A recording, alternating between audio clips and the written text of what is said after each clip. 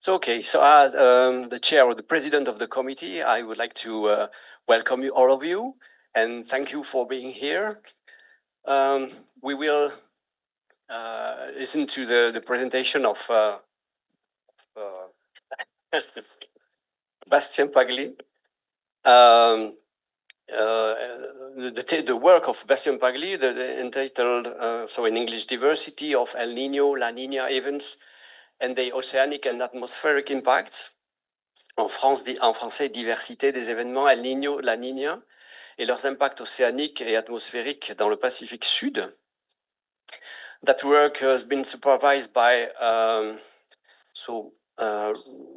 research director, this is the correct name, Sophie Cravatte from the IRD based at l'UMR Lagos in New Caledonia, and recently promoted research director at the IRD based at UMR Singapore.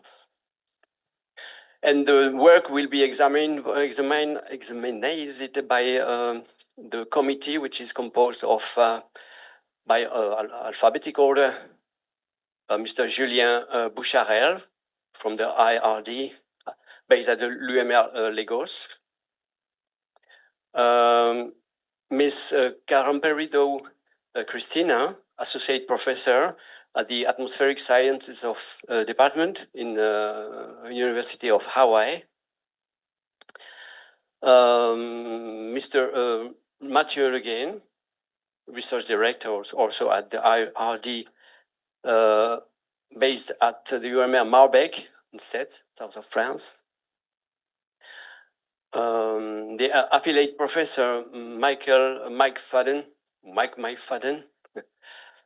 from the Oceanographical School at the University of Washington.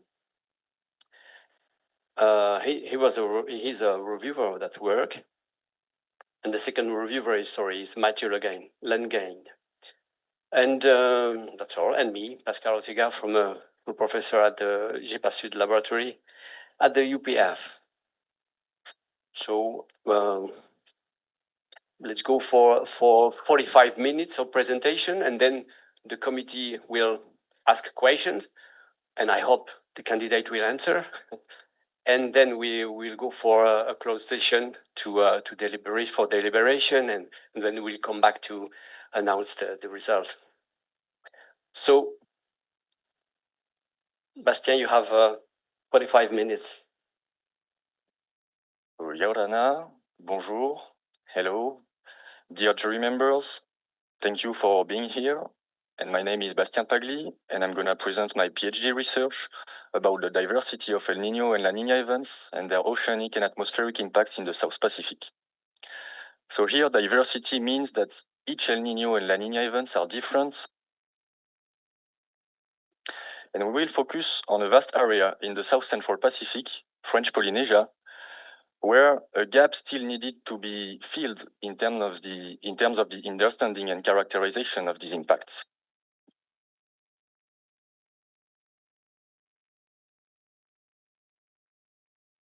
So let's start with a quick introduction. So French Polynesia, approximately 120 islands organized in 5 archipelagos with the Marquesas, the Society, the Tuamotu, the Austral, and the Gambier.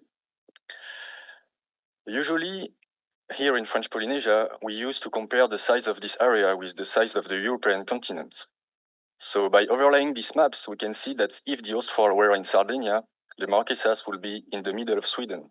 So this gives an idea of how vast this maritime area is.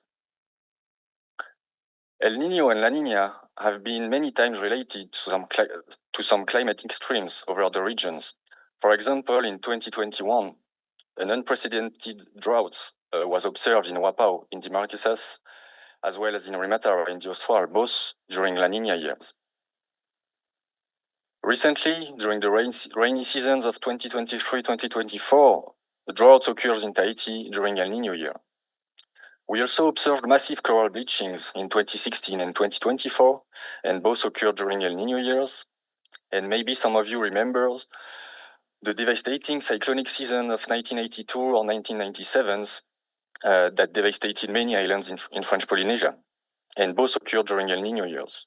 To date, the last tropical storms that reached the tropical cyclones intensity states was only in 2010 that devastated Tubuai.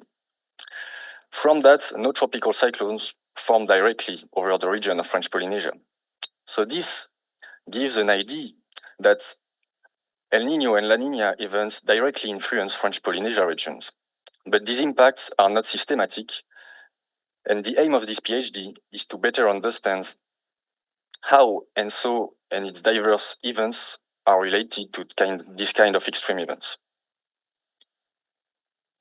So before explaining what El Niño and La Niña are, we need to understand the normal or neutral states of the Pacific Ocean. So on average, trade winds that blows from east to west favors an accumulation of warm waters in the western tropical Pacific. Associated to this accumulation of heat in surface, deep convection occurs in the atmosphere, with important precipitation rates. To the eastern side of the tropical Pacific, associated to the equatorial and coastal upwelling, cold water are observed in surface and drier climate in the atmosphere. In the South Pacific, the main precipitations organized along this diagonal band called the South Pacific Convergence Zone, or the SPCZ. During La Niña events, there is a reinforcement of the east-west contrast, with a reinforcement of the trades that are associated with warmer than usual waters to the west with increased precipitations, and to the east, cooler sea surface temperatures and drier climates. For the SPCZ, the SPCZ displacement is shifted southwestwards during La Niña. For El Niño, there is a relaxing of the trades that will favor an eastward displacement of the warm waters usually confined to the west toward the east, and associated with this shift of the heat in surface, the main precipitations area will shift also eastward along the tropics, and the SPCZ will be shifted northeastward. So El Niño and La Niña are two phases of a natural interannual climate oscillation called El Niño Southern Oscillation, or ENSO, and they result from the coupling between the atmosphere and the ocean. The large shift of precipitation described here can have important socio-economic impacts worldwide. And an important thing about ENSO is that it can be predicted several months ahead and represent therefore an important source of predictability for climate and weather. To monitor ENSO, we usually used indices. Historically, the Southern Oscillation Index, or the SOI, have been developed to track the atmospheric part of ENSO. And for Tahiti, it is a bit special because it is taken as the difference in sea level pressure measured in Far Station here in Tahiti and Darwin, Australia. Nowadays, the most commonly used index to monitor ENSO is Niño 3.4, which is the sea surface temperature anomalies within this black box in the middle of the equatorial Pacific. On the right side here is presented the time series of the Niño 3.4 index from 1950 to 2025, with the red area corresponding to El Niño periods and the blue ones to La Niña periods. By looking at this time series, we can see some of the key features of ENSO. First, the strongest El Niños tend to be stronger than the strongest La Niñas. So this highlights the asymmetry between El Niño and La Niñas. Even if there is a pseudo-periodicity in the occurrence of El Niño and La Niña events every 2 to 7 years, their occurrence is quite irregular in time. But most of the events reach their peak of intensity at the same period of the year, generally, between December and January. So there is a synchronization of ENSO with the seasonal cycle. We note also an important diversity of the intensity of the events, with weak events and strong events. And finally, all of these features undergo lower frequency variations from decadal to multi-decadal timescales. An important aspect of the diversity of ENSO events is its spatial diversity. Usually, we distinguish between El Niños associated with an equatorial warming concentrating in the Central Pacific here, from the Eastern Pacific, for which the sea surface temperature anomalies extends far up to the coast of South America. And associated with this different spatial pattern of warming at the equator, different shift of precipitations occur along the tropics. And this complicates greatly the characterizations and the predictions of ENSO impacts. So even if we distinguish between those two main categories of El Niño events, it's important to keep in mind that each episode is different and that all events represent a continuum. Regarding the South Pacific, preceding works suggest that El Niño and La Niña events have diverse impacts over the region. So looking at the South Pacific and Southwest Pacific scales, the study of Vincent et al. In 2011 shows that by considering only the position of the South Pacific Convergence Zone, the SPCZ, and by defining different class of the SPCZ positions, very different rainfall patterns were obtained for the Southwestern Pacific region. The study from Murphy et al. In 2013 highlighted that by distinguishing different El Niño types, different rainfall patterns were obtained in weather stations for Southwestern Pacific Islands. Few studies focused on the French Polynesia. And these three studies, by distinguishing between strong and weak El Niños, showed that very different impacts were observed in terms of Tahiti Moorea precipitations, local wind regimes, or upper tropospheric dynamic. Still, there is a lack of a detailed analysis of the ENSO impacts by explicitly taking into account the diversity of the ENSO events over the French Polynesia region.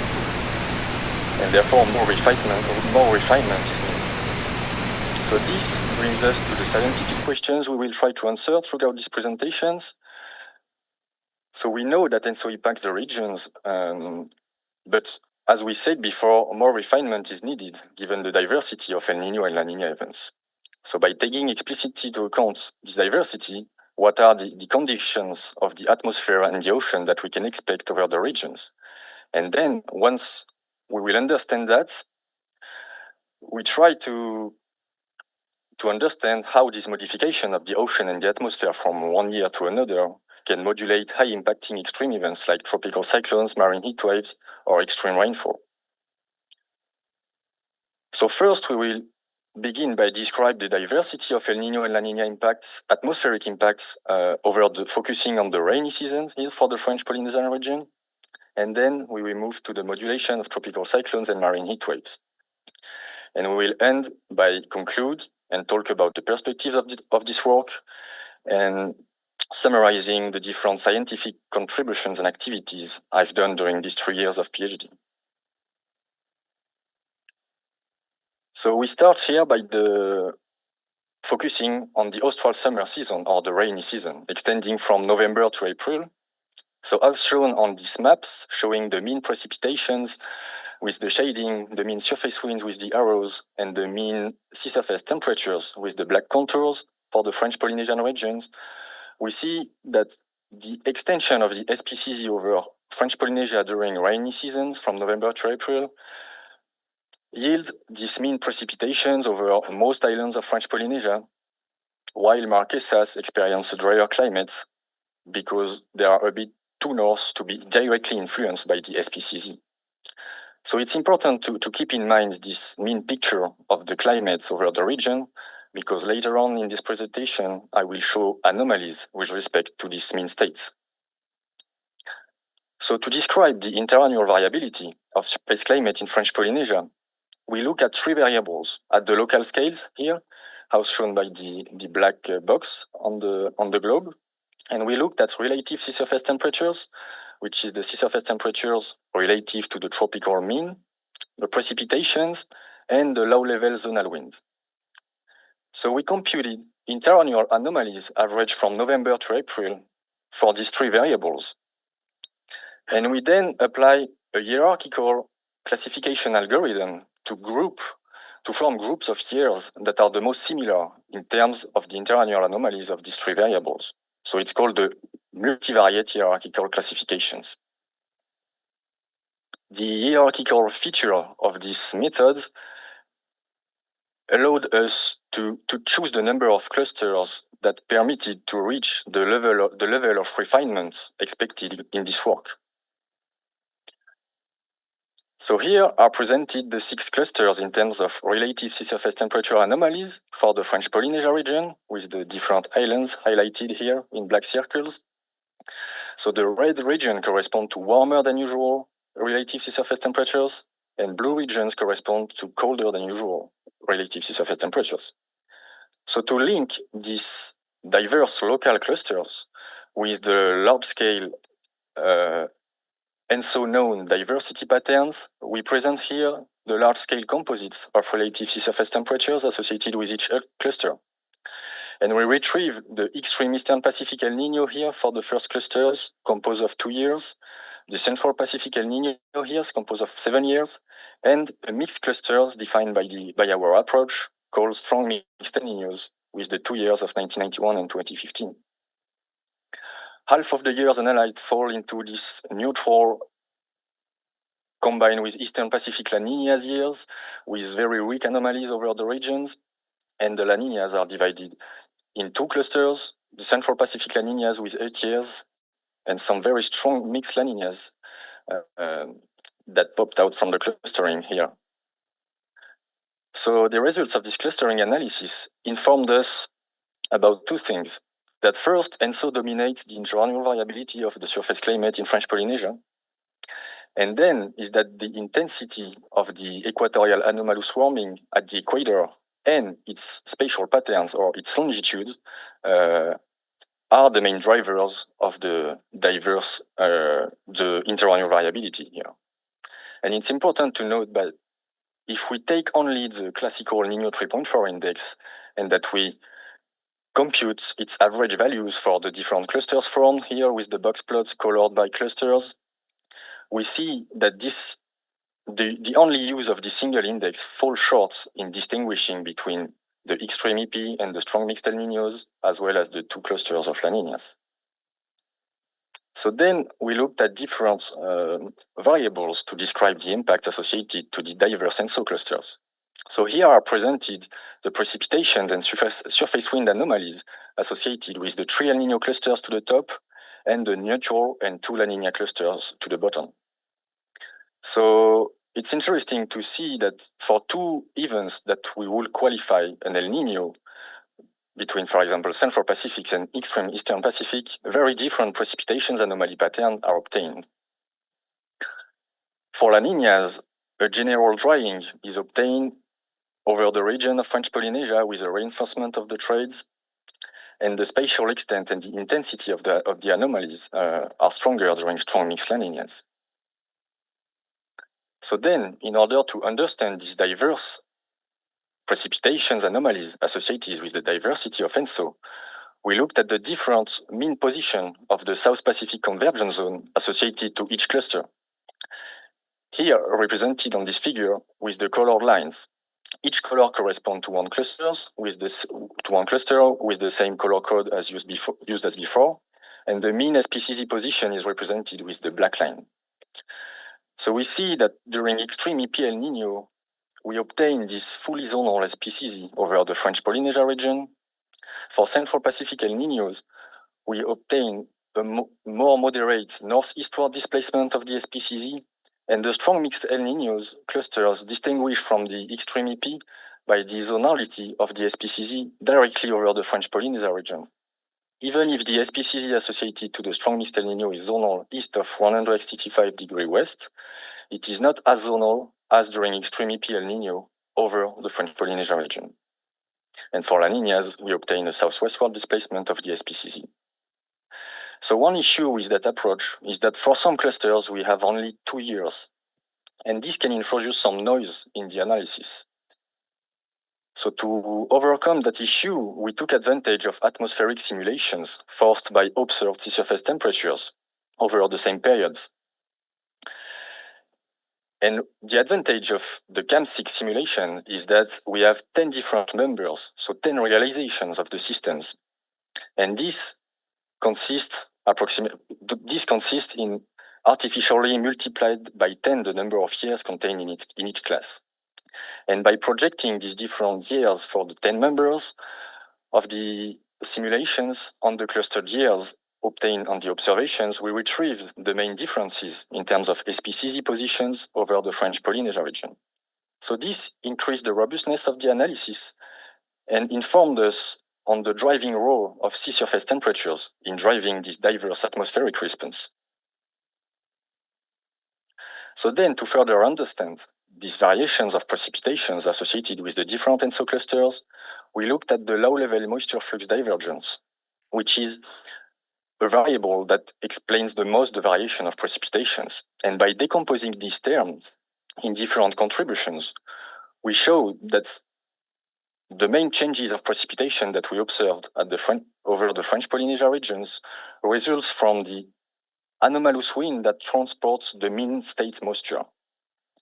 So this is really a modification of low-level circulation in response to sea surface temperatures that change the advection of the mean state moisture. So this is presented for extreme Eastern Pacific El Niños only, but we did the same for the other clusters and similar conclusions were obtained. Next, we wanted to look how this ENSO diversity described by our clusterings expressed locally at the weather stations over the territory.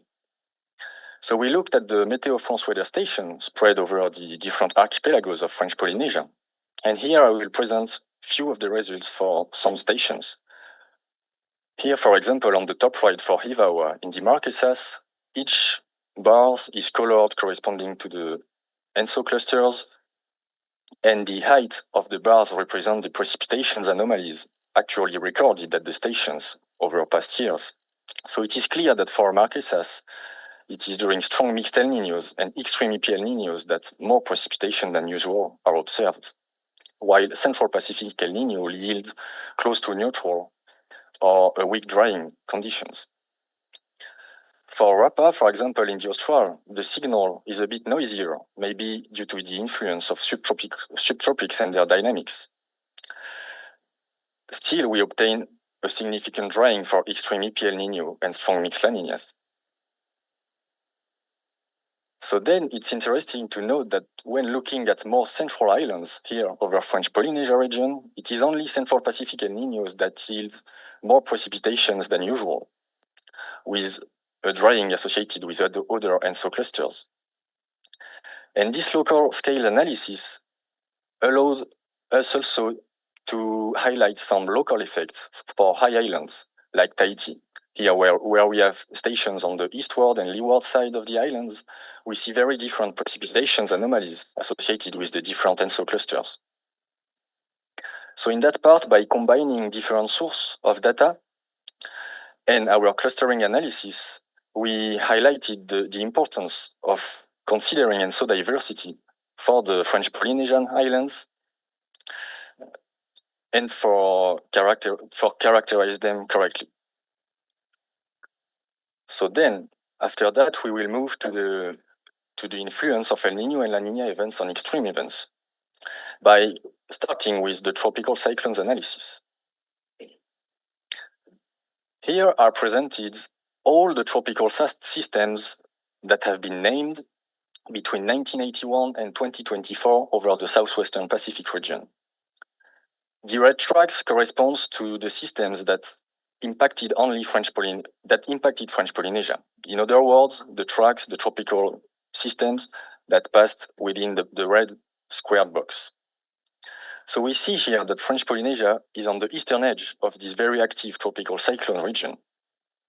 But it doesn't mean that French Polynesia is spared from cyclonic risk, as shown by these pictures from the Vienna tropical cyclones in 1983 that really damaged the island of Tahiti, and more recently Oli, here with the Papeete Channel, that impacted Society Islands and some of the Austral Islands. So from previous literature, we do know that most tropical cyclones form in French Polynesia during El Niño events. And with the study of Vincent et al., they show that this is only during particular years associated with an average zonal SPCZ positions that the tropical cyclones represent a risk for French Polynesia.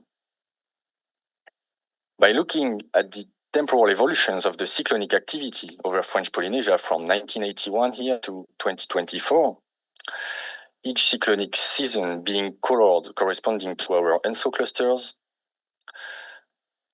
we see that this is during extreme EPL Niños that the most two cyclonic active seasons that occurred in the previous 43 years occurred. And for strong mixed El Niños here, it is only during 1991 that tropical cyclones impacted French Polynesia, while only tropical storms formed during 2015 and 2023-2024 seasons.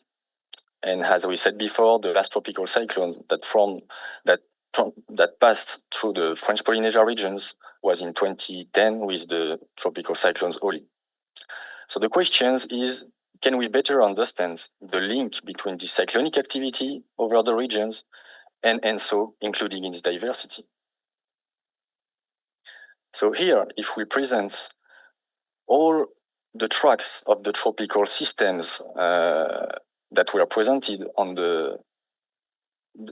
all the tropical systems that formed over this region here, and that we group them by the different years pertaining for the different ENSO clusters, it is clear that this is during extreme Eastern Pacific El Niños that tropical cyclones form directly over the islands of French Polynesia here. During Central Pacific El Niño, we see that most of tropical cyclones form westward of French Polynesia, between the Cook Island and the Fiji region, with still some tracks influencing the southwestern islands of French Polynesia. For strong mixed El Niños, some tropical storms form directly over the regions, and only during the 1991-92 seasons, some tropical cyclones directly travel here on the northern French Polynesia. For La Niñas, we see that most of the tracks that form here rarely reach the tropical cyclones intensity states, and most of the tropical systems that form south of 15 degrees south, which is a bit shifted southward compared to what was observed for El Niño years, and we observed a clear reduction and suppression of the cyclonic activity for the two strong mixed La Niña years. So these conclusions are based on a two small tropical cyclone sample. So we tried to see if the changes in environmental conditions can explain these conclusions that we derived from a limited set of observations. To do so, we use cyclogenesis indices.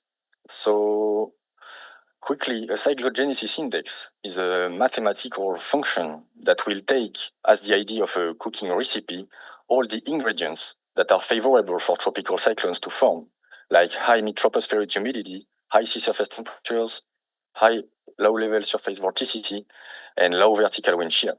And the index will multiply these different terms and quantify with a number how the environment is favorable for tropical cyclones to form. So in our case, we computed two cyclogenesis indices within the ER5 atmospheric reanalysis. And we looked if the variations of the cyclogenesis indices here presented for only one match well the difference in the observed cyclogenesis. So here on these maps, for each clusters, for the extreme Eastern Pacific El Niño to the top, the Central Pacific El Niño in the middle, and the Central Pacific La Niña to the bottom, the green circles represent the observed positions of the cyclogenesis occurring these years, and the shading represents the anomalies of the cyclogenesis index. So when we look at these figures, we clearly see that there is a clear match between the location of cyclogenesis and the anomalies, so the red regions of the cyclogenesis index, meaning that, yes, the environmental changes explain well the variations of observed cyclogenesis for the region, with intermediate conditions for strong mixed El Niños. So that answered the first questions. And next, we try to increase the robustness of the results. So to do so, we employed one main strategy consisting in building tropical cyclones datasets with an increased number of tropical cyclones. And to do so, we took advantage of a tropical cyclone generator, which is a simple physical model that will downscale the large-scale environmental conditions from an atmospheric analysis, for example, to generate a certain number of tropical cyclones. So with this approach, we generated 100 tropical cyclones per year over our period of interest from 1981 to 2024. And we analyzed the difference in terms of the tracks density locations as well as the cyclogenesis density locations here presented on this map. So the tropical cyclones track densities anomalies are represented by the colors, and the green contours represent the cyclogenesis anomaly. The arrows represent the anomalies of the steering wind. The steering wind can be viewed as a first order of the main tropospheric winds that control the tropical cyclone trajectories. So these figures and these results show that the differences between Central Pacific El Niños and Extreme Eastern Pacific El Niños are still obtained with these increased synthetic tropical cyclones datasets, both in terms of cyclogenesis and in terms of tracks. But it's still interesting to note that even for Central Pacific El Niños, there is no direct increase of the tropical cyclones density tracks and cyclogenesis over the northern French Polynesia here. We still have eastward steering wind anomalies that can anomalously favor the advection of tropical systems coming from the west to the islands of French Polynesia. And for the Central Pacific La Niñas, we reobtain this southward shift of densities and tracks anomalies. To further increase the robustness of the results, we did the same approach by analyzing the tropical cyclones directly simulated by 7 high-resolution atmospheric simulations with spatial resolutions, permitting the simulations of tropical cyclones, the explicit simulation of tropical cyclones. And we retrieved similar results with, again, intermediate conditions for strong mixed El Niños. So this greatly increased the robustness of our conclusions and confirm the fact that for the French Polynesian regions, this is really the variations of the large-scale environments that explain the interannual variation of cyclonic activity, playing a stronger role than stochasticity, specifically for this region. So then we move to the parts focusing on the modulations of oceanic extreme with the marine heat waves. So marine heat waves has prolonged periods of extremely warm sea surface temperature in the oceans, impacts greatly territories like French Polynesia by directly affecting its main socio-economic activities. Recently, at the beginning of the year 2024, the 4th global coral bleaching event has been declared, with the French Polynesian reef that has not been spared from that event, with many bleaching at different locations. From previous studies focusing on large-scale marine heat waves, we know that ENSO is the dominant driver of marine heat wave occurrence. But still, over French Polynesia, we lack a detailed characterizations of these extreme events. And we will try to understand here how ENSO and its diversity influence their characteristics as well as their dynamics. So we used the commonly used statistical definition of marine heat waves from Obdernal in 2016, saying that a marine heat wave is declared when sea surface temperatures are over a certain threshold during at least 5 days, and this threshold being computed as the seasonally varying 90th percentile of the sea surface temperature records, computed over a certain baseline, here taken as the period 1993-2020. So we applied this detection method in a sea surface temperature datasets combining satellites and in-situ data for the past events, so from 1981 to 2024. And by applying this detection algorithm at each grid point of these datasets, we obtain an history of all past detected events at each grid points, as well as their characteristics like intensity, durations, onset rates, and decline rates. So it's important to note that with that kind of approach and datasets at 25 kilometer resolutions, we looked at marine heat waves occurring in the oceans and not directly at what is occurring into the lagoon, which would necessitate higher resolution datasets and dedicated methodology.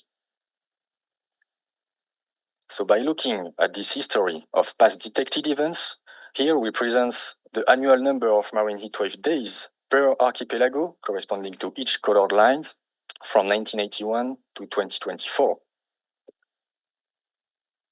And we clearly see that there is an upward trend in the number of marine heatwave days over the region for the different archipelagos. We can note also the important interannual variability with these strong spikes occurring from some years. And these peaks are not always the same for the different archipelagos. So this led us to look at the link with El Niño and La Niña events. So here are presented on the top panels of this figure the percentage of marine heatwave days detected per ENSO phase. And this shows that for the northeastern regions, more than 60 to 70% of the marine heatwave days occur during El Niños. For the southwestern region, more than 60% occur during La Niñas. And for central region, here's about half of the marine heatwave days detected occur in neutral ENSO phase. So there is a strong modulations of the marine heatwave occurrence over the regions, as well as their severity, as shown with the bottom panel, showing the ENSO phase associated with the most severe marine heatwave detected over the periods. And we retrieve this northeast-southwest modulation. If we refine this by considering our diversity with the different clusters formed here for the three El Niño clusters, I recall the sea surface temperature anomalies associated with each of these event types for the austral summer at the Pacific Basin scale. And we looked on the local scales here at the composite of the severity index. So the severity index is an index that quantifies how much the sea surface temperature anomalies, SST minus SST clean here, is with respect to the marine heatwave detection threshold, here taken as the 90th percentile of sea surface temperatures. When this index is equal to 1, it means that sea surface temperature reach the marine heatwave detection threshold, and when S equal to 0, it means that sea surface temperature are equal to their average or to their seasonal mean. And we highlighted the gray line for S equal 0 and black line for S equal 1 on these different maps. So this shows that for Central Pacific El Niños, most of the islands of French Polynesia are experiencing warmer than usual sea surface temperatures, so consisting in a positive preconditioning for marine heat waves to occur, but without reaching the marine heat wave threshold over the austral summer on average. While for strong mixed El Niños and extreme eastern Pacific El Niños, so we retrieve these areas of marine heat wave that are favored here between the gray and the black lines, but importantly, for important part of the northern French Polynesia regions, we see that the ENSO-related sea surface temperatures anomalies are themselves considered as marine heat waves during the whole austral summer months, so from November to April. So this refined the characterizations of marine heat waves during austral summer associated to the diverse El Niño events. For La Niña, it's similar but in the opposite directions with an inversion of the dipole here, with marine heat wave unfavored to the northeast, and marine heat waves favored to the southwest, with a wider spatial extent for strong mixed La Niñas regarding the marine heat wave unfavored area. So to better understand the entomodulation of marine heat waves, we looked at the mechanisms driving the development of these events by performing marine heat wave analysis within the glorious oceanic reanalysis over the 1993-2020 periods.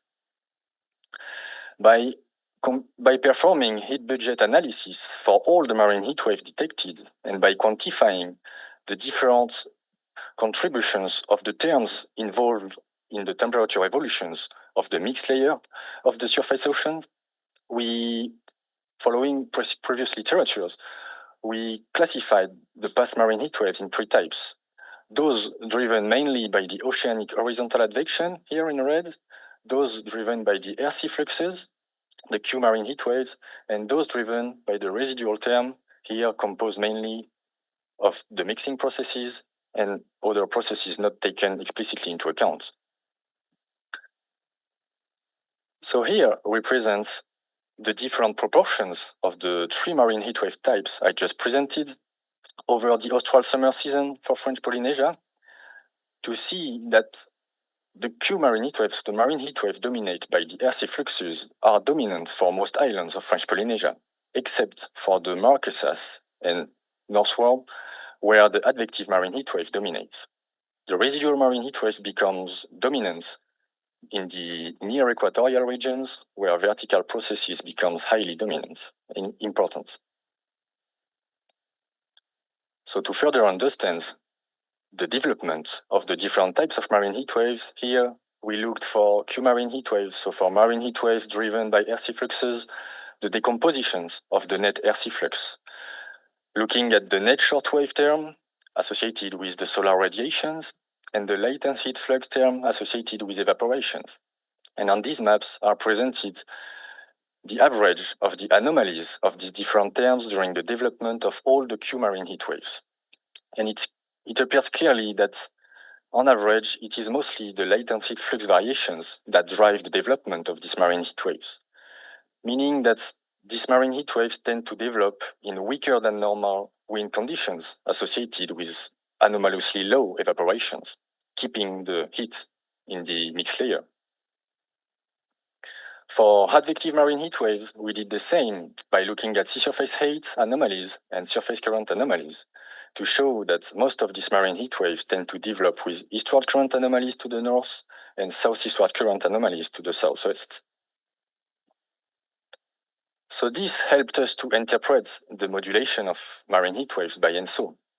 If we looked at composite of surface wind anomalies and sea surface height and surface current anomalies during all El Niño events and during all La Niña events here, we can see that it is mainly on the northeastern regions that during El Niño, weaker than usual surface winds are observed, as well as eastward current anomalies and positive sea surface height anomalies associated with a deeper thermocline.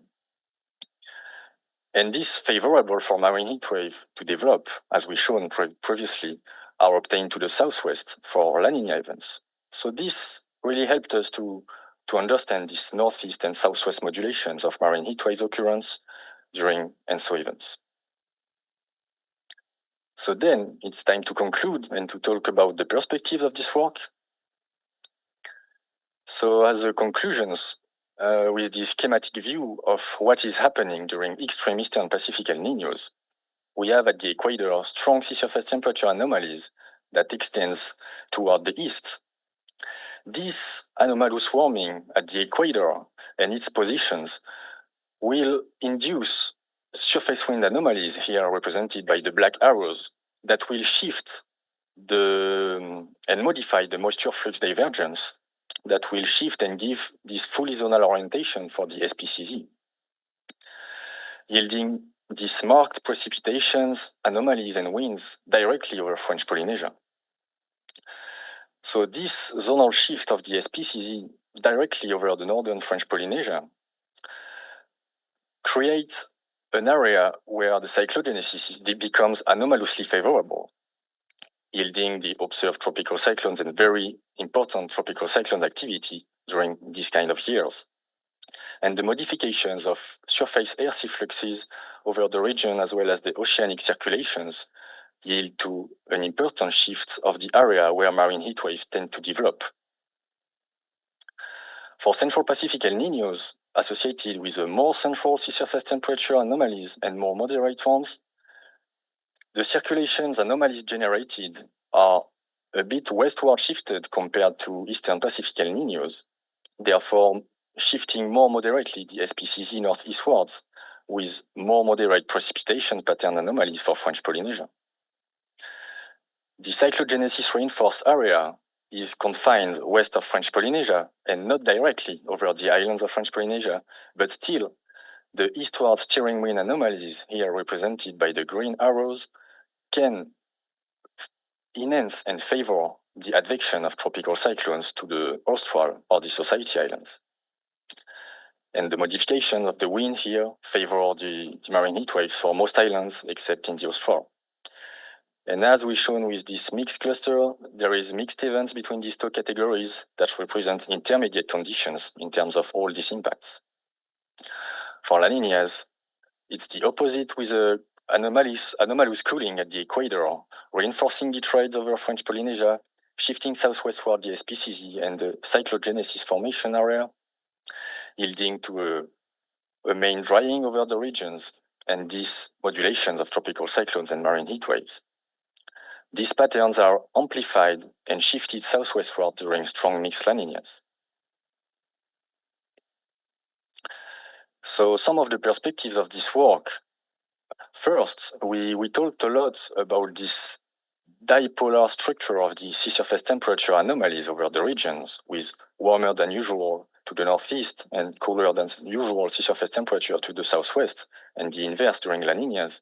But we still need to understand what explains these anomalies. And this can be done by performing heat budget analysis for the different ENSO events in a dedicated simulation, oceanic simulations, permitting a closed heat budget analysis of the different ENSO events. The approach consisting in applying classifications of the different years for the regions and to look at how existing ENSO indices work in separating these different clusters is an interesting approach to improve seasonal forecasting and characterizations of the diversity of ENSO impacts. This has been done here for French Polynesia, but this can be applied for other regions, of course. We show that ENSO explains a lot for the regions, but not everything. So here on these little figures, we present the number of extreme precipitation events per year detected for Marquesas weather stations and Society weather stations. And the colored bar corresponds to the years pertaining to the different ENSO clusters. So it's clear by looking at that ENSO strongly modulates the occurrence of extreme precipitation events for the Marquesas, but that it's not the case for the Society Islands. And we need to look at other modes of climate variability to understand the modulation for Society Islands, for example. For intra-seasonal variability, the main mode of variability is the Madden-Julian oscillations, and it will be very interesting to study cross-scale interactions between these different modes of variability at different time scales. And finally, an important question is that how these different impacts we described throughout these presentations will evolve in the future climates. And this will be made possible by the development of new high-resolution climate simulations throughout the CLIPSA project or climate change flagship project initiatives that will furnish higher resolutions, atmospheric, oceanic, and coupled simulations for future climate for the Pacific Island countries. So to summarize my academic journey during these 3 years of PhD, we can use the last 3 years of relative Niño 3.4 index. Here in October 2022, I started my PhD, and here we are with the PhD defense in November 2025. So I started my PhD after an internship made in New Caledonia, working on characterizing the wave climate in New Caledonia. So when looking at that curve, first, I've been very lucky to experience the 3 ENSO phases during my PhD, with 2 La Niña events and 1 strong El Niño that has been categorized as a strong mixed El Niño in our classification. Then I had the opportunity to make a scientific visit at Cyril in Hobart in Tasmania. And I've been very lucky to be enrolled in an oceanographic campaign to recover some oceanic moorings south of New Caledonia. I had the opportunity to present my work at the AGU4 meeting as well as the ENSO Virki Symposium in Hawaii. And I've been very lucky to participate to the ENSO Winter School in Hawaii. And I would like to greatly thank all the organisms and the projects that contributed to the funding of these missions and their feasibility. And to summarize the main contributions in terms of publications, the main scientific content of these presentations can be viewed in 2 published papers and 1 that is currently in revision to Ocean Science, but available as a preprint. The different collaborations presented in my academic journey, as well as the supervision of students, with 1 master student, Claire Rocuet, and 1 undergraduate student, Emma Leloir, leads to work on related topics to my PhD, such as the key role of the Madden-Julian oscillation on humid heat waves, or in developing new pair of new ENSO indices by using a statistical method called the archetypal analysis, or studying more precisely at the characterizations of the recent coral bleaching in Tuamotu archipelago. And more recently, a study focusing on the sensitivity to marine heatwave metric to the SST products used. Also, these different international collaborations led me to work on transversal topics that are not directly related to the core of the PhD thesis, but that bring interesting insights, mainly focused on the ENSO conceptual modelizations with simple ENSO conceptual models. And I thank you for your attention.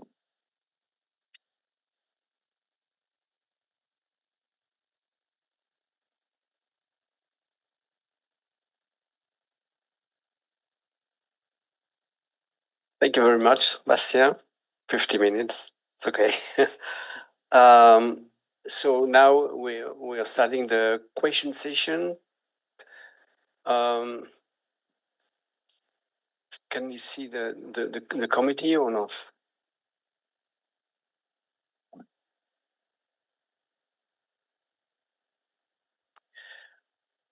Okay, so we decided to start that session with Mike Myfadden from the University of Washington. So the floor is yours. Okay, thank you. Can you all hear me? Yes. Yeah, okay. Great presentation, Bastien. Especially because there's a lot that is in your dissertation that you didn't have time to talk about. So there's actually a lot, quite a bit more there. It's a great look at the effects of ENSO under the microscope in the regional climate of French Polynesia, and using very novel techniques like your cluster analysis, realizing that observations are limited in the sample size that you can get, and then using the AMIP simulations to increase that. I mean, it really builds confidence in the results. Yeah, so I enjoyed reading it, and it's you really building on what little work was done before, made a great advance in terms of building our understanding of how ENSO affects this part of the globe. I have 2 questions. One relates. I'll ask a question on each of the main parts of your dissertation. The first one about the characterization of ENSO through the cluster analysis. You focused mainly on surface and atmospheric variables, which is fine because this is clearest manifestation of ENSO in the region: sea surface temperature and rainfall, that kind of thing. But in terms of applications, what's going on in the ocean could be very important. Have you thought about or done any analysis of what the clusters would look like in terms of ocean circulation? Well, I guess that's in some of your plots, the surface currents, but what's going on below the surface in terms of circulation, hydrography, temperature, and salinity, things like oxygen or nutrients, to the extent that we have data from World Ocean Atlas in that region. I'm interested in what your thinking is about the physical oceanography and the marine chemistry and biology of the region from the point of view of doing a similar kind of cluster analysis. Yes, thank you, Mike, for your question. I haven't directly clustered oceanic variables, but what we did is that once our clustering made these different clusters, we looked at composites of sea surface oceanic circulations, as well as sea surface haze anomalies. And we also looked at chlorophyll A anomalies associated with the different clusters. And the main signals appearing from that was around the Marquesas regions. That was not surprising because previous studies studied deeply these island mass effects around the Marquesas with very strong south equatorial current anomalies during El Niños that reduce the island mass effects over the Marquesas and therefore create lower chlorophyll concentrations. And we described that for the diverse ENSO clusters. This is something that we did not put in the PhD manuscript because it was not enough finalized, because we used Aura S5 reanalysis at coarse spatial resolutions, and we wanted to do that more clearly and more precisely with dedicated oceanic simulations, allowing to better understand the mechanisms behind that. So for now, I cannot really explain the mechanisms behind all these processes, but this is something we really want to do in the near future. Okay, thank you. So on the tropical cyclone part of the analysis, this is really good and thorough, the way you address characterizing the storm formation and how it appears under different phases of ENSO, different types of ENSO. But I'm wondering, did you consider looking at other indices of storm activity like ACE, accumulated cyclone energy, and how that varied with the various geographically and with the various types of ENSO events? Also, there's a quantity called potential intensity, which is basically it's the large scale. You can determine this from the large scale atmospheric quantities and sea surface temperature. What's the maximum likelihood of a storm or the maximum wind speed that is achievable for given structure of the atmosphere in the upper ocean. Those would be interesting quantities to look at. And finally, you didn't say anything about rapid intensification. Is that an issue in French Polynesia? You haven't had as many storms in the past 10 years or 20 years even since before the turn of the century because of decadal shifts in the climatology. But is rapid intensification an issue for the French Polynesia? Yeah, thank you for your question. I will answer the last one before the first one. For rapid intensifications, it's true that we did not look at that. But I saw a recent paper on that, looking at the link with ENSO and the rapid intensification of tropical cyclones with strong signal for the South Pacific. So yeah, I think it's an issue, and especially for forecasting tropical cyclones. If the systems becomes intense really fast, we can think that it can be harder to forecast these rapid intensifications. For the ACE questions, we thank you for that comment on the manuscript. That was really relevant. That's true that we did not directly look at the link with ENSO diversity and the intensity, but based on your remark recently, I quickly looked at the ACE computed on synthetical tracks, for example, here. Committee can see the. Oh, okay. Can you see? Is it? Mike, can you see the screen? No, I can't see the screen. No, the document. You have to share. Sorry.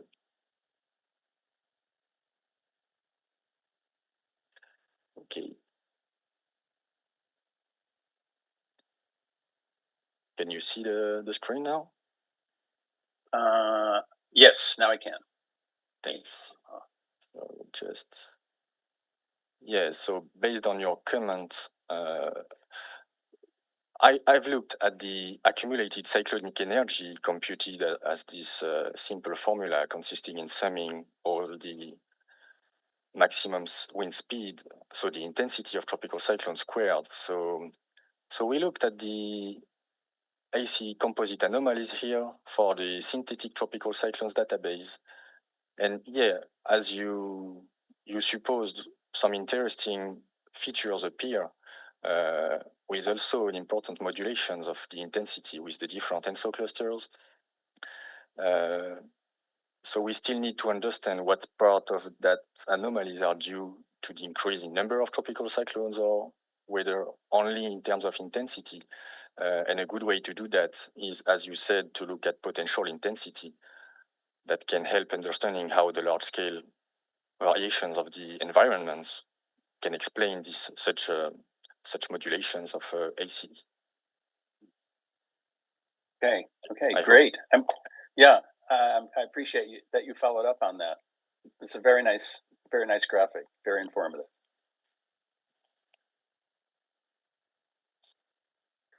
Okay, I have one more question I want to ask about marine heat waves. Yeah.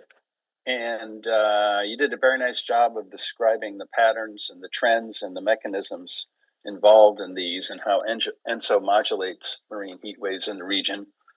I'm wondering if there's any effect of ocean salinity on the intensity of these marine heat waves. And thinking about, surface flux is a very important forcing function. Oftentimes when the surface is warm, you'll have rainfall, like, through the movement of the ITCZ. So you'll form barrier layers because of the fresh water cap.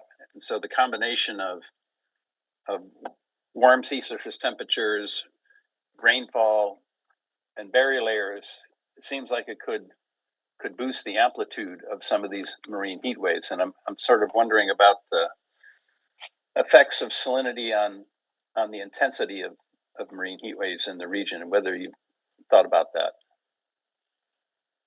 Yeah, it's an interesting remark. We did not look at the salinity relation with the marine heat waves intensity, but this is something that we can look at in more details, specifically with the new higher resolution simulations that are being developed. I think this is something really interesting to look at thinner scale structures like barrier layer or fronts influencing the marine heat waves.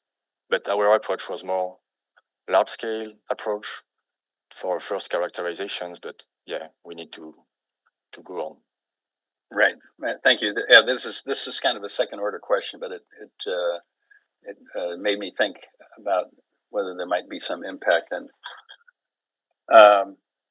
okay, well, I'll yield the floor. And thank you for a great presentation and for your thoughtful responses to my questions. Thank you very much. Thank you, Mike. We're now going to listen to Mathieu Langagne from IRD and UMR Marbeck. Yes. So do you hear me? Yes. Yep. Okay. So yes. So I just follow on what Mike said. I mean, it has really been a pleasure to review this PhD, and I really think that the work is an excellent work. I mean, it's well written, it's very clearly structured, and it demonstrates a level of scientific maturity, which is quite impressive for a doctoral dissertation. And especially, I mean, I think what was quite important and very nice to me It's this thesis, it's its ambition and the coherence. I mean, because the work articulates in a very consistent way 3 dimensions of ENSO impact, the atmospheric response, the modulation of tropical cyclone and extreme rainfall, which you did not mention, and the dynamic of marine heat wave into a single framework. So it was really enjoyable to see this. I really like reading the PhD, but also the way you did present the work by selecting, the key feature without going into the details. So now I now move to a couple of questions. I mean, thank you, Mike. He already asked 2 of the ones I wanted to ask, but I have a lot. So the first round relate to your clustering approach. So you did not justify very precisely why you did select RSST, precipitation, and 850 hectopascal winds. To me, RSST and precipitation are quite convoluted because RSST is supposed to explain somehow the precipitation changes. And I was wondering if you did try or investigate how your results might change if you introduce other variables like relative humidity or using surface wind instead of low-level winds. Yes, thank you for your comments and questions. Yes, actually, I've tried many combinations of variables, looking at only RSST, only precipitation, only winds. But at the end, what we obtain is that to some aspects, some years were similar than others, but when looking at precipitation, it was a bit different.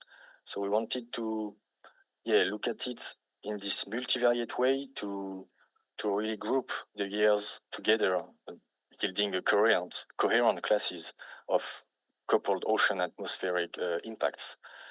For relative humidity, I haven't tried the clustering on relative humidity, and it can introduce some changes in the years in the clusters formed, specifically for the years that are really at the border of one cluster or another, because there is some sensitivity to that. And for surface winds, we tried, and surface winds yielded very similar results that low-level winds, as we looked at November to April average anomalies normalized for the classifications. So yes, I did not try for relative humidity only, but this can introduce some changes, maybe for some years, of course. Yeah, actually, I thought about that, also in terms of impact. If you want to look at the impact, the humidity is also for mosquito. I mean, it really depends on the kind of impact you're looking at, but the classification can change. And actually, one question I didn't really have before your presentation, and that struck me during your presentation, is a strong increase of marine heat wave over the 40 years you have been analyzing. So, of course, when you cluster your different years, you end up with some mean results. But clearly, when you look, for instance, at the 2015-16 or 2016 events, there is a considerable increase of marine heat wave in the northern part of Polynesia, which is even greater than the one that you find during the extreme El Niño event of 97 and 87. So did you think about it, how to try to deconvolute the climate change signal, which is clearly where there is a clear imprint on your result, and the El Niño, because with your methodology, you are actually mixing up the impact of climate change and the impact of El Niño? Yeah, it's a nice question. Actually, we did this analysis with detrended sea surface temperatures, and I didn't mention it in the presentation, but to make this figure, yes, it's the fully sea surface temperature that we analyzed and applied the marine heatwave detections. But for all what is concerning the link with ENSO and the mechanism analysis, we retrieved this linear trend before applying the marine heatwave detection, in order to, as you say, to isolate the link resulting from the influence of the ENSO on marine heat waves and the clear link of global warming on the number of marine heat waves detected. So yes, this is something that we did Some figures are presented in supplementary of the manuscripts for the similar analysis for the trended sea surface temperature. I don't know if I answer fully your question. I guess, I mean, not really, but I mean, this is a difficult question. I mean, it's not simple, you know, to because I mean, you don't know what belongs to the climate change, what could belong to decadal variability over this kind of time scale. So it's not the question I ask. I don't really have the answer, and it's going to be worse in a couple of minutes. Actually, I have a couple of questions. No, it's not actually that relates to perspective. So this is not to bother you, but these are questions I don't really have an answer about. So it's just, you know, because I read your perspective and I was very interested in your work. So I have a couple of questions about that before giving the floor. So several of your perspectives relate to future climate change. So you discussed, you know, and I was wondering if you did already think about, so given the strong model biases in the South Pacific, how do you think you can make credible projection of ENSO impact in this region? Or how can you account for the fact that the couple model, even the regional one that you're going to be using, are actually biased? Yeah, that's a great question. I will try to answer. Yeah, of course, the models have biases in terms of the ENSO representations that can make sometimes poorly reliable the projection of ENSO and especially its diversity. And as we show in this presentation, this will strongly influence the future climate analysis. So what we can do first is, I think, to maximize the power of predictability that the current models have, considering their biases, we can first try to precisely characterize how these biases influence the representations of these impacts and their link with ENSO. So maybe work to characterize the existing biases, understand them, to maybe apply them to future analysis, trying to interpret the results provided by these simulations. And then another general approach can be considering the important biases in terms of the future trend in the tropical Pacifics, whether it will be an El Niño-like or La Niña-like, maybe building some different trajectories of these trends, either by selecting some models that represent in that way the future trends and others that represent another trends, and building on these different scenarios, analyzing the impact associated to all of these scenarios can help in maybe handle and characterize the spread and the different possibilities for future climates. But I don't have a magic answer. No, of course. Solve this problem. I have also another question, so I don't have the answer as well. But I mean, given the fact that your result can have quite a strong impact, I mean, for Polynesian people, do you have an idea how your finding can be actually transferred operationally?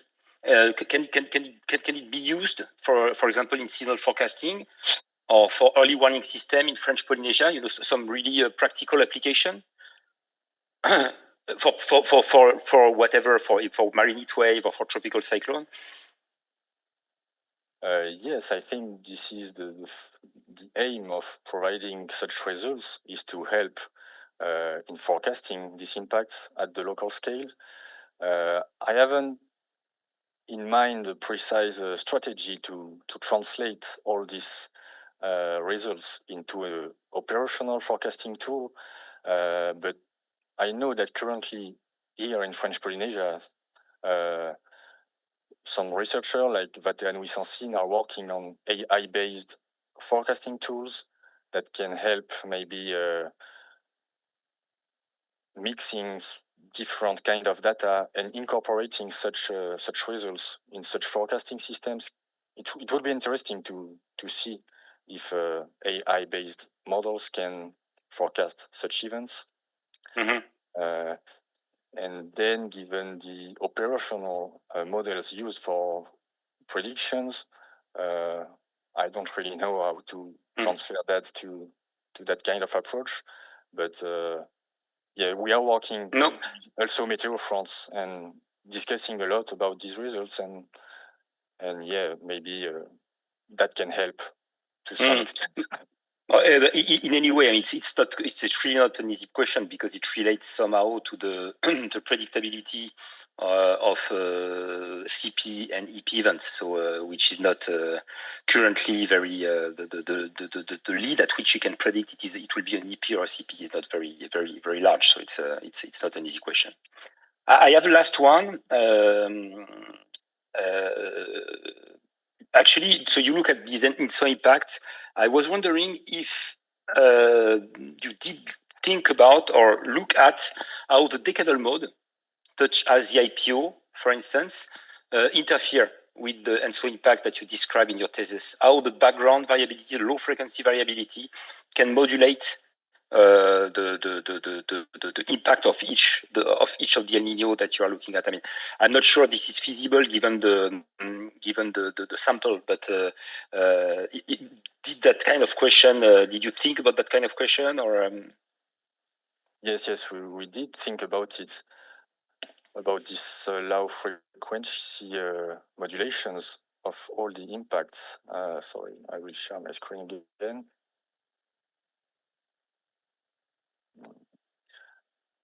So,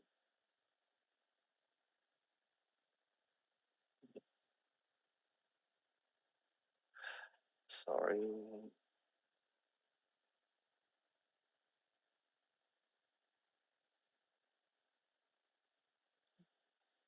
I'm sharing the screen, and I think it's right. So yeah, when looking at that figure, for example, for tropical cyclones, it's striking that there is a difference between the before 2000 and post 2000 periods in terms of cyclonic activity in French Polynesia. So this led us to look at the literatures, and maybe that can be related to the ongoing sea surface temperature trends that we still don't know if it's due to natural variability or to the response to an external forcing, for example. So we mostly looked at that, trying to understand that, not linking it directly to the IPO, for example. But when we looked at the IPO phases, both extreme EP El Niños occur during a positive one, I think, if the sign is better, if the sign is correct, and after the IPO shifted to a negative phase. So we did not directly look at the link with the IPO, but that also led us to look at more precisely what happened. For example, before the 1991 cyclonic seasons and the 1982 cyclonic season, that were both very active in terms of cyclonic activity for the regions, and both occurred after massive terrestrial volcanic eruptions like El Chichon and Pinatubo. And if we go back in time a bit more far in the past, the most deadliest tropical cyclones that impacted French Polynesia was in January 1903, and in October 1902, another massive volcanic tropical terrestrial eruptions occurred.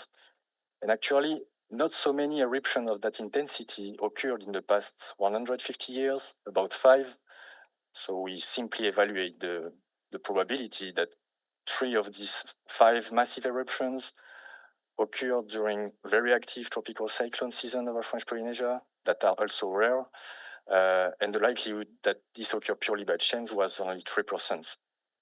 So this, and also that was supported by some modeling studies showing that using simulations with volcanic eruption and no volcanic eruptions, showing that the influence of such tropical eruptions have a strong signal in terms of cyclogenesis shifts, spatial shifts, especially in the South Pacific.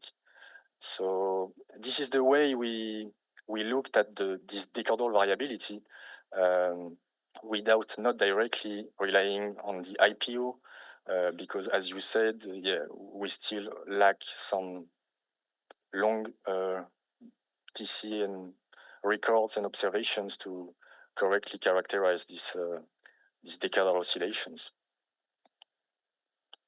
I don't know if I answer. Yeah. I mean, this is again, I'm really sorry about my question, but I didn't want you to have. But it was just, if you had some thoughts, I don't have also. But it's interesting but difficult question to address given the length of the record and the quality of the data. So, thank you, Bastien. I leave the floor to Christina, I guess. Thank you. All right, thank you. So first of all, I want to echo everybody's comment that I'm a big fan of the work. I enjoyed reading the thesis and watching your presentation. I think this is, and it's very convincing, the analysis that you did, and you did different, you explained things very nicely. So I have a question that is, it connects a little bit to Matthias' questions. So you did the multivariate analysis. Your domain is 30 south to the equator, and then 165, 130. And it was relatively steep precipitation zonal wind. So you found these clusters on the impacts in that region. So my question is, obviously, and we've discussed this also during the ENSO school, and, there's literature on this. There's this question about whether ENSO is continuum or discrete types. So my question is, does your analysis help draw any conclusions with respect to this question about ENSO itself? Yeah, thank you for your question. This is a very interesting one. By our approach, the aim of our approach was really to look at the local scale variability and to see how it relates to large scale ENSO variability. So I don't think with our results we can really better understand these global ENSO questions, but some of the results show that very distinct impacts are obtained. So the question is also, do we have to define ENSO types the same way in a universal way for every regions, or for some regions do we have to consider different ENSO types to better characterize the impacts? I answer with another question, but I'm not sure our results can really bring insights in solving these questions, whether there are 2 or 3 types of ENSO events on a large scale. In some sense, you showed, right, in your presentation, also your figure 3.3, right, that the clusters don't separate cleanly by ENSO indices. Yeah. So what analysis would you do, additional analysis, to understand what does organize the clusters? Because, okay, if ENSO is discrete types, right, then it can have discrete impacts. So it's not very clean in because you're going all the way up to the equator, right? So then you do include some part of ENSO itself in your RSST and your precipitation and your winds. But in any case, with what you've shown that your impact clusters, they don't separate cleanly with the ENSO index.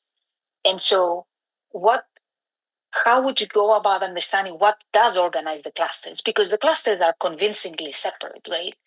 But if they don't separate in the different ENSO indices, then you could say that, well, ENSO is a continuum, but then the impacts are clusters, are discrete. because that's what the hierarchical clustering analogy does. It quantifies discreteness. There's a distance between these things. They're well separated. So how would you go about this? That would help stay. Maybe I'm not sure if what I'm saying is indeed right? But I'm asking you, how would you go separate these? I think I would say, well, ENSO is a continuum, but then the impacts are discrete. What creates the clusters? What is the thing that allows for discreteness in the impacts when you may not have discreteness in the actual forcing, which is ENSO, or the dynamics of ENSO? Does that make sense? I think it's I'm just trying to wrap my head around this, because it would be nice if your analysis could actually help us understand that problem. Yeah. This is a great remark, and I think what I can do, for example, is that looking at the ENSO time series occurrence, specifically trying to understand what was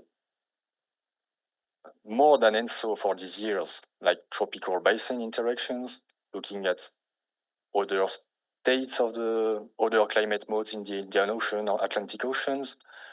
So yeah, to answer this question, I think we should look at that direction, trying to understand how these interactions with other basins or other climate modes that can create constructive or destructive interferences can have played a role in the expression of the impacts locally over the South Central Pacific. So yeah, I think this is the way I will choose to first trying to answer that question.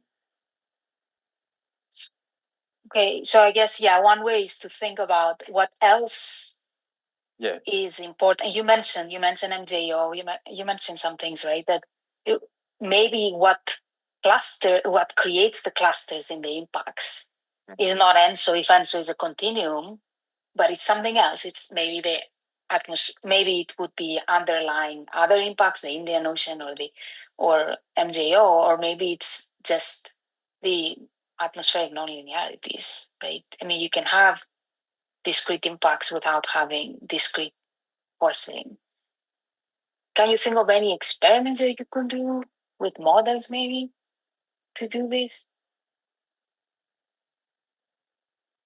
I think, performing some sensitivity experiments by applying the clustering directly to simulations with different boundaries conditions or something like that can help in understanding the real influence of these other forcings.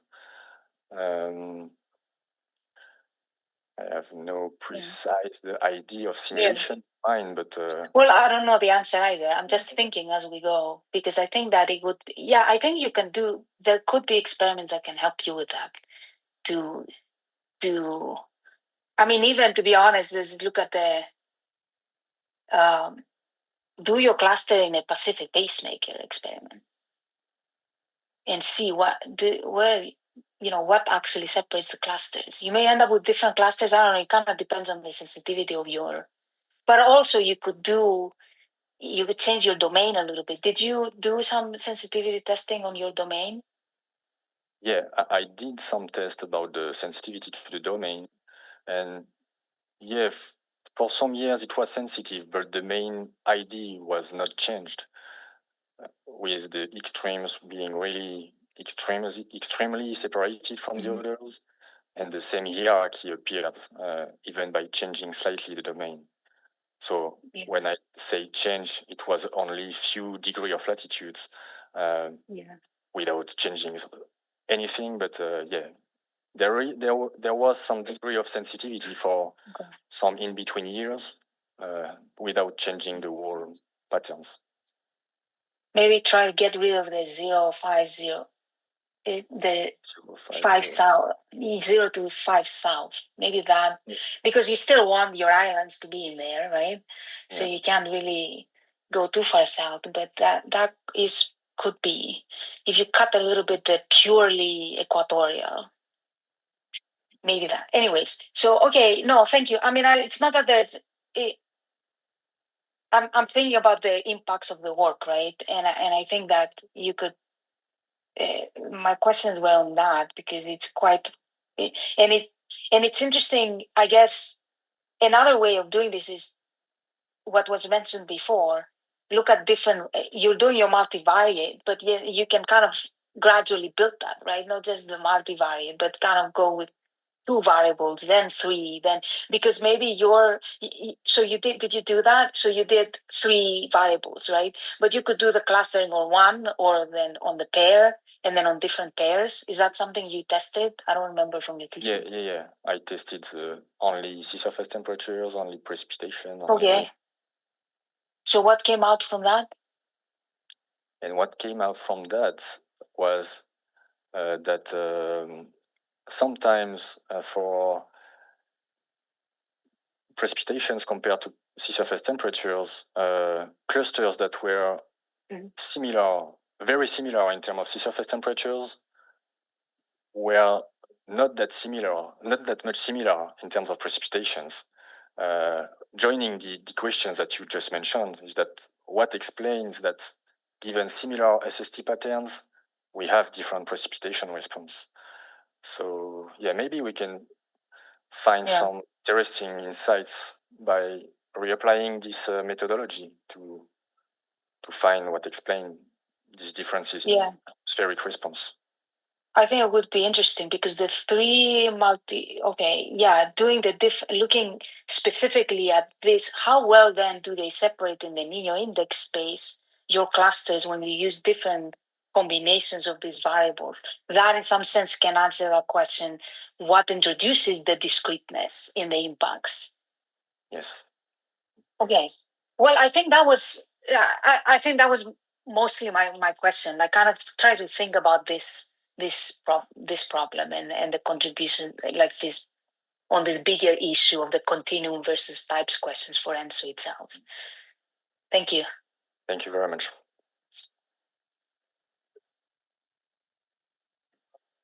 Listen to Julien Boucharel. All right, it's my turn. So I want to join all my fellow committee members in congratulating you for an excellent manuscript and very educational presentation. I enjoyed both very much. Well, it's always difficult to go last for the question because all the cool ones have already been asked, especially the one on the SEMIP analysis. But I want to go on that. Of course, you use the atmospheric EMIP simulation because you wanted to look at the atmospheric response, and also because the coupled model might have a lot of biases, as Mathieu pointed out. But I wanted to know if you've looked at the clustering technique on maybe some selected SEMIP model that might not be as biased in your particular region, and if you had any insight or different insights because of this strong coupling that occur in your region that might actually change the results of your clustering. Yes, thank you for your question. That's true that we only looked at one CAM6 model, so the CAM6 model, and we did not assess how the results are affected by considering different high-res MIP models.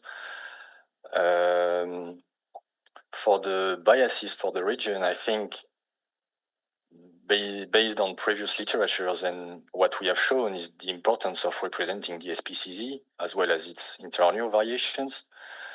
So yes, I think using dedicated, if we are talking about AMIP simulations, atmospheric models forced by SST, we should look at how well they represent the SPCZ, like some approach done by Cyril Dutheil, for example, this last few years. This is the models that I would choose to look at the impact of these biases for the regions. And I'm not sure if I answer your question totally, but... No, my question was actually on the coupled model, not the AMIP. Oh, okay, coupled model. So I don't know if you've looked at the coupled models, which have like more degrees of freedom, and it's more difficult to assess because they have like stronger SPCZ biases and SST mean state, but maybe like some of them are actually less biased, so you can look at the impacts. I don't know, you would need to do a multimodal analysis to select, but that's something that you can look at in the future. Another question that I have was on the clustering technique. So you did your clustering technique on like seasonal or yearly average on the wet season. And I was wondering if the result would be sensitive if you perform that on the monthly time series. And I had that in mind because like you might be able to disentangle another feature of ENSO, the single versus multi-year La Niña, that might have like not very different impacts, but like the duration of those impacts would be longer and the impact to the population would increase, I guess. So I don't know if you've looked at this clustering technique, if you could separate those two types of La Niñas. I've tried to apply to monthly time series, but only focused on the November to April seasons. And yeah, after some analysis, we decided to focus on wet season average first to really characterize the wet season impacts. But this is clearly something that we need to look at. If the patterns of ENSO that we obtain can shift from one month to another, and also to look at the multi-year La Niña characteristics. And this can also be linked to the question of Christina about understanding what was more than ENSO for these particular years, and for the strong mixed La Niña years that were obtained with the strong mixed La Niñas. Both are part of multi-year La Niña. And yeah, this is an interesting feature to look at how this multi-year La Niña have important impacts over the regions, mostly in terms of the droughts that, for example, the Marquesas are experiencing. Okay, thank you. And just one last quick question. I'm interested in like the ENSO impacts on like coastal wave and coastal property, coastal dynamics. And I know you looked at the ENSO wave teleconnection. You didn't mention that in your presentation, but that was part of your PhD dissertation. So we know that ENSO have strong extratropical connection with like the Northern Hemisphere storm track, and in turn into wave generation. And I was wondering if you did look at something similar with the Southern Hemisphere extratropical cyclone and storm track, and the ENSO extratropical connection with high latitude climate mode like the Southern Annular mode, and how it can translate into waves in French Polynesia. Yes, this is something we looked at mainly during an internship of an undergraduate student here, Emma Lelouarn, that worked with us during 6 weeks. So during this internship, we looked at Cyril Dutheil have described the wave climate over the regions in terms of 3 wave regimes. And we looked how these wave regimes were modulated by the ENSO diverse clusters we obtained, and trying to understand the extratropical teleconnection associated to them.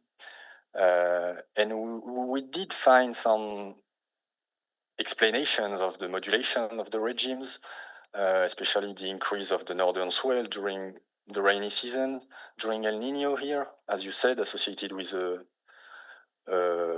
a deepening of the Aleutian lows in the northern high latitudes.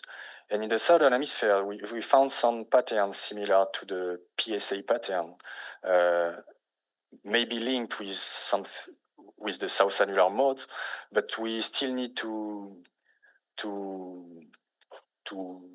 develop this work that was with many results, but still preliminary, and we still need to understand these teleconnection patterns in the southern hemisphere. But we did not look at specifically at extratropical storms, as you said, and that could be a great idea to look at that, how ENSO modulate extratropical storms over the regions and how they translate in terms of swell events or in on coastal island floods or something like that. Yeah, thank you. Yeah, well, keep me posted on that if you want to have some good results. I know. That's. I think that's all for me. Thank you again for a great presentation and a great dissertation, Bastien. Thank you very much. Thank you, Julien. Pascal, can you let me ask a last question, a more personal one, before you leave the floor to the advisor? For you, yeah. I'm really sorry, but I wanted to ask this question, and I need to ask it. Given your advisor well-known enthusiasm for including all possible results and generating substantial supplementary information file, did you have to fight to ensure that your thesis did not end up in an 800 pages document?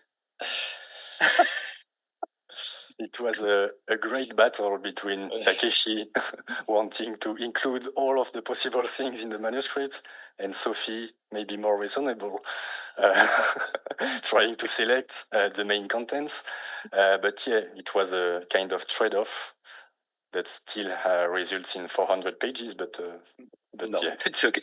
I was a bit afraid. Thank you. I have one final question I want to ask as well. Yes, Mike. Okay, so you've done a great job of characterizing ENSO variability in French Polynesia and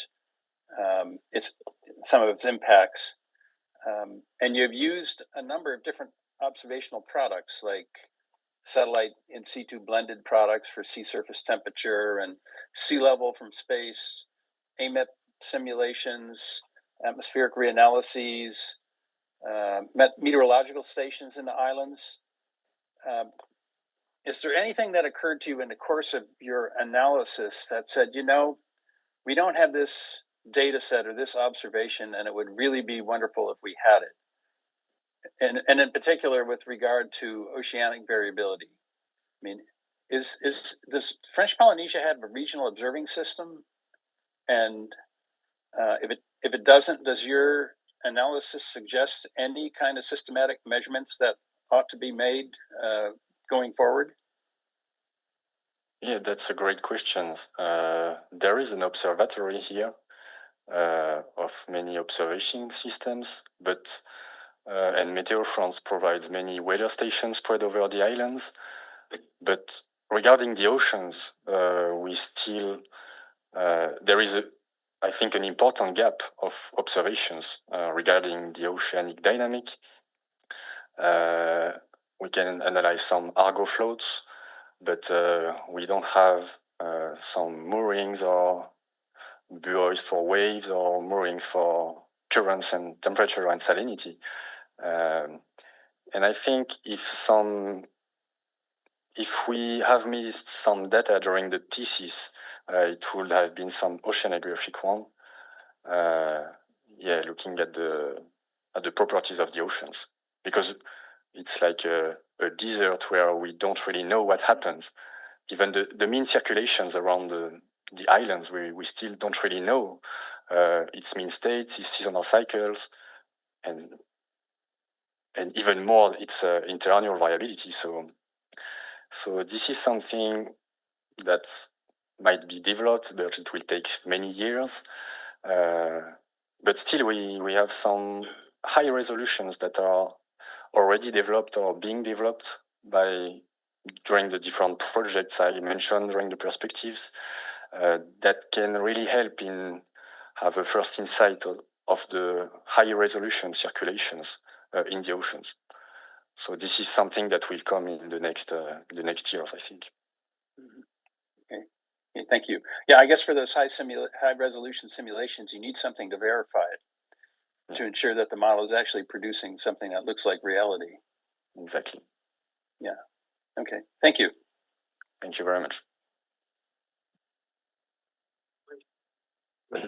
So before I give the floor to the supervisors, I would like to first thank you for that presentation and tell you that I really appreciate also the reading of the document, because I'm not a specialist, and it was quite easy to understand the problematics and the solution you give. I have two naive questions.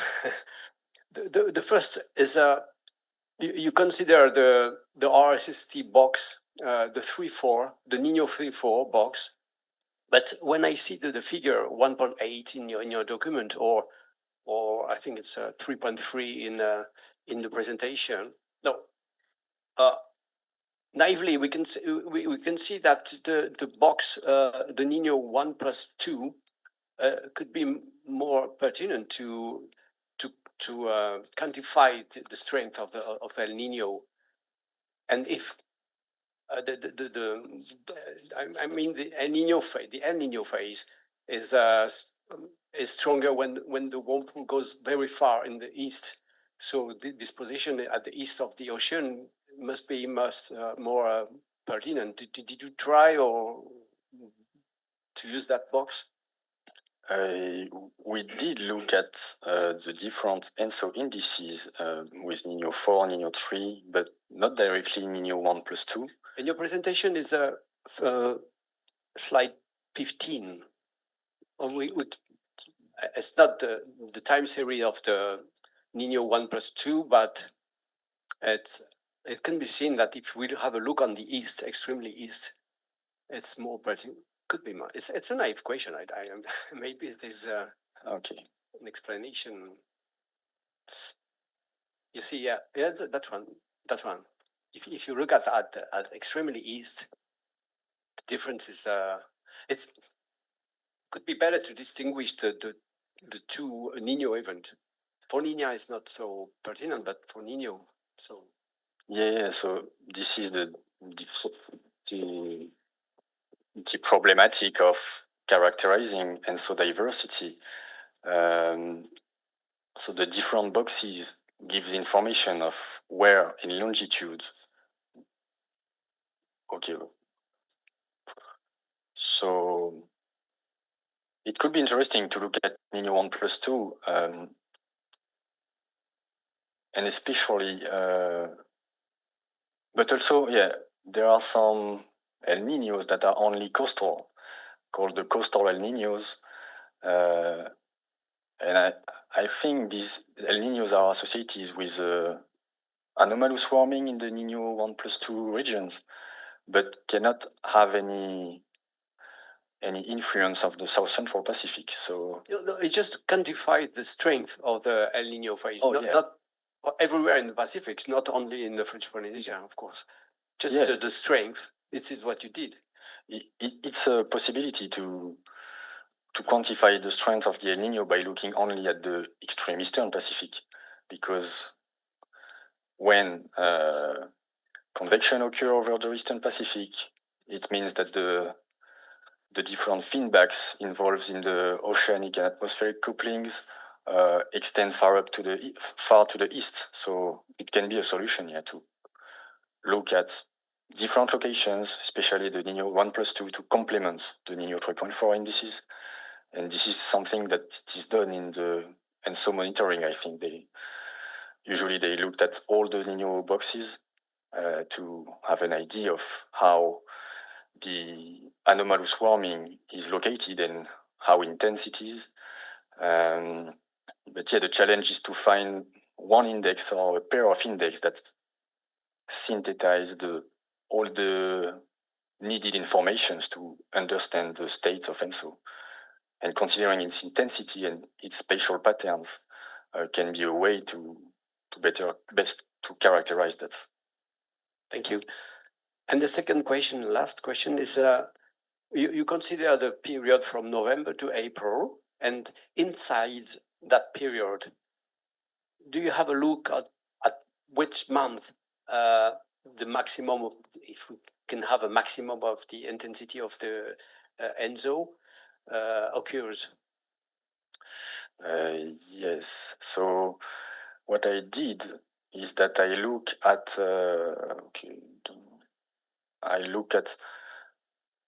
building the classifications on November to April averages. We just looked at composites of the seasonal impacts, for example, that we can expect in terms of precipitations. So here presented from March, April, May before the peaks, and to June, July, August after the peak. So our clustering was based mainly on that period, which is generally the peak of the intensity of the impacts. So we looked at these seasonal variations associated with each event, but we did not perform the clustering separately for the different moments of the seasons. And that can be something interesting also to have methods characterizing the evolving phases of ENSO from their onset to their decay. But here we just did composite analysis, given the fixed clusters, looking at the months previous, before the peak and the months after the peaks. Yeah, even just also you can date the date when we have a cyclone in French Polynesia. I mean, from all the century. Yeah. The cycle, because when Météo-France says, "Oh, we are in a strong Niño," the next season is a strong Niño, but from November we don't know when the cyclone will occur in December, in February, in April even. This is a very great question, and actually our approach will tell you which year will tropical cyclones potentially occur, but to answer the question, which months will the tropical cyclones really occur? This, I think, from very first analysis that we have made is that we need to look at intra-seasonal variability, like the MGO, saying that, okay, we are on a year under an extreme EPL Niño. We know that the cyclogenesis will be favored over the northern French Polynesia. And to know if it will be in 2 weeks or in 2 months, we can look at forecasts about the MGO, for example, that will tell us when the SPCZ will activate or shift it very suddenly. I think we need to look at more shorter timescale variability to answer that question. Thank you for that answer. So now I give the floor to Sophie Cravatte. Yeah, thank you. Can you hear me, Bastien? Yes. So congratulations, Bastien. So I'm sad not being in Tahiti with you today, but it was too complicated for me. So sorry about that. So I would like to say thank you. I don't have an additional question, but I would really like to say thank you so much for the 3 years spent working with you and Takeshi. So it has been a real pleasure during the whole PhD. So I would first like to thank Nick Hall, so a researcher in Toulouse laboratory at Lagos, who first recommended you for a first-year master internship in Toulouse some years ago. So he sent an email to the laboratory saying, "I recommend Bastien. He's a very good student. He understands my geophysical fluid dynamics courses." So this was an excellent recommendation. And so even if this did not show up today, you also have an excellent background in GFD and in the ocean dynamics, because at that time, in 2021, you worked during your internship on the characterization of internal tides inside the Solomon Sea with glider, repeated observations and moorings. And it was during my vacation, so you worked in an autonomous way, and you already produced an impressive work. So when I met you again during your second year of master internship in New Caledonia, when you worked on waves, I was very happy that you were interested by the PhD funding in Tahiti. So I think that we both feel very lucky with Takeshi. Supervising a student like you is que du bonheur, only happiness, as we say in French. So your day-to-day work was with Takeshi, of course, but we interacted regularly through telecons or in person when I visited you or when you visited Nouméa. And each time you listen quietly, carefully to advices, even if they were not that good. And each time on the meeting after, you came back with all our suggestions taken into account, plus additional and relevant analysis. And you, almost in the beginning, you were completely autonomous, so finding and reading appropriate literature, proposing relevant analysis. And despite your exceptional abilities, you stay humble and a very nice person to interact with. So thank you for all this. So I also wanted to highlight that you produced during your 3 years an exceptional amount of work. So as Mike and Matthew said, you did not present today all the material which is in your manuscript, but in addition, you did not put in your manuscript all the work you've done to answer Matthew's question. So this is the first time in my career that I had to recommend to a student to remove a lot of material from his manuscript, because in the first version there was an additional chapter. And so for the sake of the reviewers and examiners, we decided to remove it because it was not completely finished and mature. So you also almost have a draft ready, where you analyze the oceanic mixed layer budget terms at interannual timescales, so to explain the endocluster SST anomalies, but you did not put it in your manuscript. And you also had a chapter on the wave regimes for each ENSO clusters that you explained to Julien. And so it was really impressive. So I will stop here, and I will say that I'm convinced that you are part of the next generation of ENSO researchers.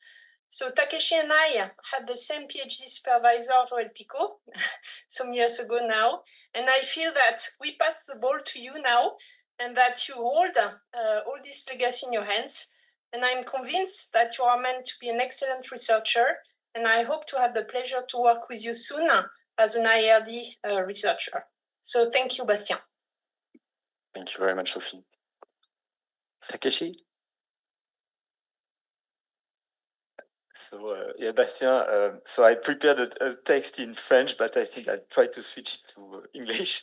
I completely agree with Sophie's comments on you. Actually, before having a Zoom with you, the first one, she wrote to me, "Il va te plaire." Basically, you will like him. And well, indeed, il m'a plu. Indeed, I really liked him, and that's the least I can say, and both scientifically and humanly. And as a researcher, he had really showed this quality with his excellent understanding of ocean atmospheric physics, of statistics issues and numerical models issues, and he really handled well how to technically answer to some issues we had. So, for instance, I like one example is I told him at the start of the PhD, we won't attack the tropical cyclone issue because we don't have enough cyclones, and it would be too hard statistically. And but then Sophie Martinoli-Lapierre, the former director of Météo-France in French Polynesia, told us we really need you to attack it. And well, later on,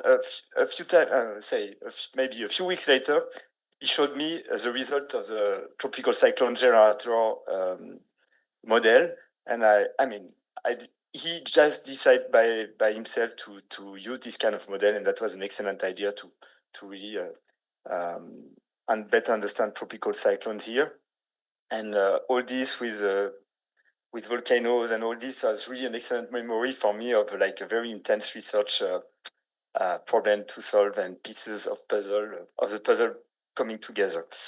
I want to also emphasize this human quality. I mean, first for Team Merck, he was really a great supervisor of internships here. First, he was a co-supervisor of Claire's internship, and then he even becomes a principal supervisor for Emma Lelouarn. And well, he had really a good skill in that. And also you saw his skill as a presenter for oral presentation or explaining poster. And well, as Sophie said, also his humility, his quietness, his good active understanding and listening, I would say, and his empathy, even when I had like my personal devoir personnel, whatever. He will be very empathic, and even on the water, we really fit well. And well, that's too long, but So I just want to, well, also, of course, I want to really thank Sophie because she found the funding of this IRD PhD. And really, and also I thank Sophie a lot for all her supervision of Bastien because I think we did a good mixed supervision, complementary one. And I want to really thank you for all the moments shared. And I would like to finish by saying that I think with Sophie, we tried our best to be the arch that gives the energy to the arrows, to the living arrows to go further onwards in research. If I take the metaphor of Khalil Gibran. So très bonne continuation à toi, Bastien, et encore merci pour tout. Thank you very much, Takeshi.